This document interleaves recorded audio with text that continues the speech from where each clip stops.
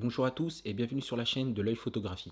Aujourd'hui, je vais vous présenter les 5 premiers accessoires que je vous recommande d'acheter, que vous soyez photographe ou vidéaste. Et à cette étape de la vidéo, vous devez au moins être en possession de votre premier boîtier et de votre premier objectif. Passons maintenant au premier accessoire. Le premier accessoire est la carte mémoire. Il faut savoir que nos boîtiers sont en mesure d'accepter deux types de cartes mémoire. Il y a tout d'abord les cartes SD en un seul corps, très simple.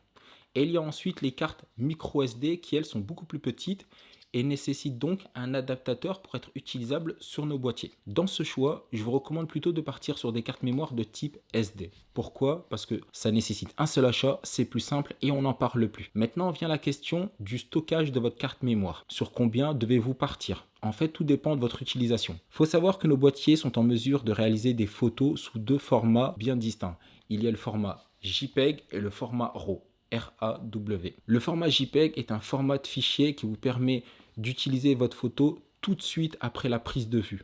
Pas besoin de faire de post-production derrière. Mais vous pouvez le faire, mais vous serez limité par vos possibilités de retouche. Les photos sous un format JPEG sont extrêmement légers en termes de poids numérique. Sur une carte mémoire de 64 Go, vous pourrez réaliser pas loin de 5000, 8000 photos sans problème, voire plus si je ne me trompe pas. Alors qu'à l'inverse, avec des photos sous un format RAW, vos possibilités en termes de retouche seront beaucoup plus grandes, mais vous pourrez réaliser moins de photos avec une carte mémoire à 64 Go. Vous pourrez réaliser jusqu'à 1630, 1650 photos au maximum. Là encore, il y a un inconvénient, c'est que votre photo, au moment de la prise de vue, elle ne sera pas exploitable juste après. Vous serez obligé de réaliser une post-production afin d'apporter la plus belle photo possible. Toutes les cartes mémoire ne se valent pas. Il y a les cartes mémoire d'entrée de gamme, milieu de gamme et haut de gamme. La différence se fait principalement par rapport à leur vitesse d'enregistrement.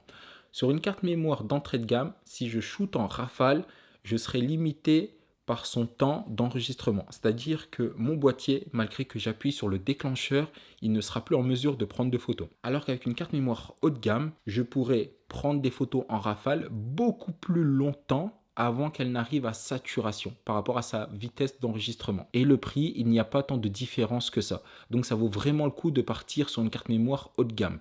Dans les cartes mémoire, personnellement, je m'y connais que en une seule marque, SanDisk. Il y a les cartes mémoire d'entrée de gamme, comme je vous l'ai dit. On peut les trouver sur Amazon pour une dizaine d'euros.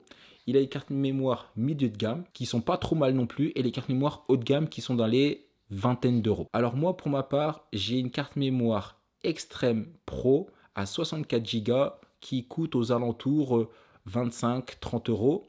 Du moins sur internet et en magasin, elle coûte plus exactement une cinquantaine d'euros. C'est un budget certes, mais je vous le garantis que vous en aurez besoin et ça va énormément éviter toute frustration, tout problème, toute gêne lorsque vous serez sur le terrain. Donc maintenant, passons au deuxième accessoire. En deuxième accessoire, je vais vous présenter mon sac à dos. Vous avez besoin d'un sac à dos pour pouvoir transporter votre matériel en toute sécurité, peu importe votre destination. Comme vous pouvez le voir, mon sac à dos est assez simple, noir, petit, sobre, discret. Alors, il est de la marque Lowy Pro. Je l'ai acheté à Darty une cinquantaine d'euros.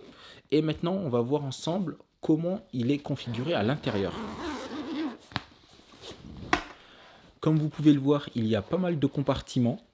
Alors, dans le compartiment principal, c'est-à-dire ici, personnellement, j'aime bien mettre mon boîtier et l'objectif qui est tout le temps accroché, c'est le 50 mm 1.8 de chez Canon que je vous ai déjà présenté dans une autre vidéo. Sur le compartiment de droite, j'aime bien mettre le chargeur de ma batterie. Sur le compartiment de gauche, dans les deux petits compartiments, des compartiments dans des compartiments, on va s'en sortir. J'aime bien mettre mon second objectif ou bien le troisième accessoire que je vais vous présenter après. Ici, vous avez également une petite trappe. Dans mon cas, je mets mon flash. Et quand on le referme, on a également des poches devant pour un accès plus rapide, sans pour autant devoir ouvrir la poche principale. Donc ici, j'aime bien mettre une batterie de téléphone de secours, mes câbles ou d'autres accessoires divers et variés en fonction de ce que j'ai besoin sur le terrain. Vous avez également un autre compartiment, on va dire le compartiment du milieu. Je ne sais pas si vous voyez correctement. Hop. Alors ici, vous pouvez mettre toutes vos cartes mémoire, vous mettez en fait ce que vous voulez. Dans mon cas, je mets rien là-dedans parce que j'ai pas suffisamment besoin de matériel pour pouvoir remplir cette poche. Passons au troisième accessoire. En troisième accessoire, voici une batterie. Mais c'est plutôt une seconde batterie. Alors je vous recommande d'avoir une seconde batterie pour pouvoir profiter de votre boîtier en toute sécurité sans devoir craindre que la première batterie tombe en rade et que vous n'avez plus la possibilité de réaliser de photos ou de vidéos. Elle peut également vous sauver la vie si jamais votre boîtier, vous avez oublié de l'éteindre, vous l'avez rangé dans le sac et vous avez épuisé la première batterie. Ben, la deuxième est là pour vous sauver. Et également, ça vous permet d'avoir une batterie de secours si jamais votre séance photo dure trop longtemps. Ça m'est déjà arrivé et ça m'a bien souvent sauvé la mise. Et c'est pour ça que je vous recommande d'acheter une deuxième batterie. Sur le Canon 6D Mark II, on est sur des batteries LP6 ou quelque chose comme ça. Je vous mets la photo. Et moi, dans mon cas, je l'ai acheté à 100 €. C'est une somme, je l'entends, mais vous avez besoin d'une seconde batterie pour assurer n'importe quelle séance photo. Si c'est une séance photo personnelle, il n'y a pas de problème. Vous pouvez aller un peu en freestyle uniquement avec votre batterie de base. Par contre, si vous avez une séance photo payante, donc une prestation, je vous recommande vivement d'avoir une seconde batterie parce qu'il n'y a rien de plus honteux que d'arriver sur le terrain et de ne pas avoir de batterie sur votre boîtier pour réaliser ce pourquoi vous êtes là. Maintenant, passons au quatrième accessoire. Le quatrième accessoire est ceci, un pare-soleil.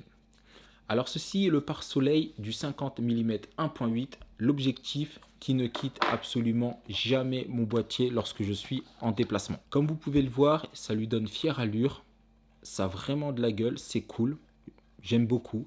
Il est fait en plastique, donc il n'est pas fait principalement pour le protéger en cas de chute, même s'il peut limiter la casse, mais je ne vous le recommande pas de le faire tomber parce qu'il risque à mon avis de casser. Alors le pare-soleil, il a une seule et unique fonctionnalité. Il permet de créer une faible zone d'ombre autour de la lentille. Je vais vous donner un exemple. C'est comme s'il y a une personne entre vous et le soleil. Si vous souhaitez mieux voir la personne qui est en face de vous, vous allez légèrement froncer les sourcils et mettre la main au-dessus des yeux afin de créer une zone d'ombre sur vos yeux pour mieux voir la personne qui est en face de vous. Ce pare-soleil a la même fonctionnalité que votre main, aussi simplement que ça. Et ce pare-soleil peut vous sauver pas mal de prises de vue, donc je vous conseille d'en avoir un sur chacun de vos objectifs. Celui-ci, comme il est en plastique, il n'est pas cher. Si je ne me trompe pas, je l'ai acheté une vingtaine d'euros sur internet. Donc vraiment, ça vaut le coup. Maintenant, on va passer au cinquième accessoire. Le cinquième accessoire est un petit objet assez pratique dans son genre, qui dans mon cas ressemble à ça. C'est un adaptateur carte SD à port USB. Alors c'est assez pratique lorsque votre ordinateur n'est pas équipé de port SD. C'est le cas par exemple sur les Mac. Si votre ordinateur est équipé d'un port SD, pas de problème, vous n'avez pas besoin de ce petit accessoire. Vous pouvez récupérer les photos de votre carte mémoire et les transférer directement sur votre ordinateur. Et ça, c'est assez pratique. Mais dans le cas où vous n'avez pas de port SD, vous serez obligé d'acheter ce petit accessoire. Mais ne vous inquiétez pas, ça vaut 3 fois rien. Dans mon cas, je l'ai acheté 3-4 € au cyber du coin et au maximum, vous pouvez le trouver à 10 €. Donc, c'est vraiment pas ça qui va vous ruiner. Maintenant, passons au dernier accessoire qui est l'accessoire bonus. Cet accessoire va être différent en fonction des personnalités et des histoires de chacun. Dans mon cas, mon accessoire bonus est ceci.